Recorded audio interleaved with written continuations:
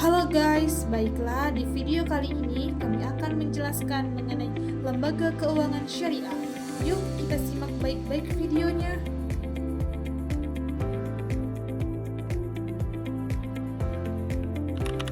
Perkembangan lembaga bank syariah di Indonesia. Perkembangan lembaga bank syariah di Indonesia telah mengalami kemajuan yang signifikan dalam beberapa dekade terakhir. Berikut adalah beberapa poin penting tentang perkembangan lembaga bank syariah di Indonesia. Sejarah awal bank syariah di Indonesia. Bank syariah pertama di Indonesia adalah Bank Muamalat Indonesia atau BNI yang didirikan pada tahun 1991 dan beroperasi secara efektif pada tahun 1992. Pada awalnya, perkembangan bank syariah di Indonesia mengalami kendala karena masih banyak masyarakat yang belum memahami konsep bank syariah.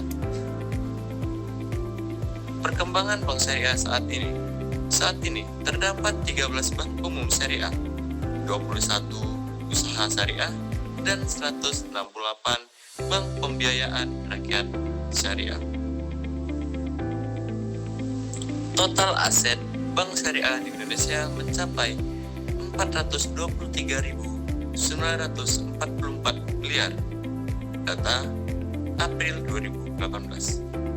Lembaga keuangan syariah di Indonesia juga mencakup asuransi syariah, lembaga pembiayaan syariah, dan dana pensiun syariah. Tantangan dan peluang bank syariah. Tantangan utama bank syariah di Indonesia adalah meningkatkan kesadaran masyarakat tentang konsep bank syariah dan meningkatkan kualitas layanan. Peluang bagi bank syariah di Indonesia adalah meningkatnya permintaan dan produk keuangan bank syariah dan dukungan pemerintah dalam mengembangkan industri keuangan syariah. Bank syariah adalah lembaga keuangan yang menjalankan kegiatan usahanya berdasarkan prinsip-prinsip syariah Islam, yaitu tidak menggunakan sistem bunga atau riba, tidak melakukan kegiatan yang bersifat spekulatif atau horor, dan hanya berinvestasi pada usaha yang halal. Secara sederhana, bank syariah berfungsi seperti bank pada umumnya, menerima simpanan, memberikan biaya, dan menyediakan jasa keuangan. Namun, semua transaksinya diatur oleh hukum syariah atau Islam.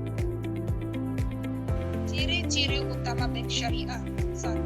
Bebas dari riba atau bunga.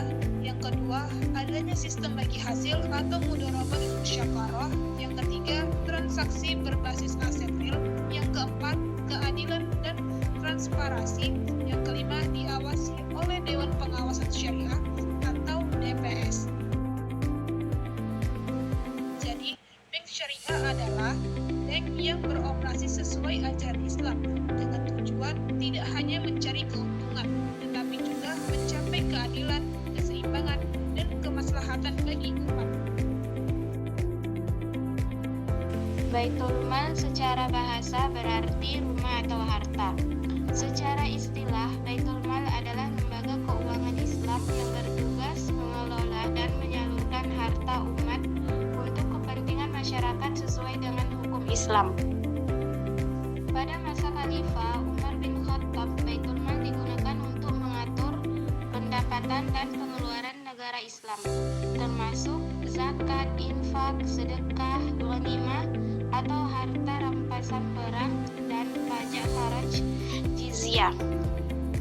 Fungsi Baitul Mal yaitu 1. Mengumpulkan harta umat, yang kedua menyalurkan harta kepada yang berhak, yang ketiga mengatur keuangan publik umat Islam. Tujuan Baitul Mal yaitu mewujudkan keadilan sosial ekonomi, mengurangi kemiskinan dan kesenjangan sosial, meningkatkan kesejahteraan umat dengan cara yang halal dan berkeadilan. Dan ada juga contoh Baitul Mal pada masa sekarang yaitu seperti Basnas, Lazismu, dompet duafa, dan rumah zakat. Asuransi syariah adalah sistem perlindungan keuangan yang berdasarkan prinsip tolong-menolong atau ta'awun dan tanggung jawab bersama disebut dengan takaful. Asuransi syariah ada 4. 1. Tolong-menolong disebut dengan ta'awun.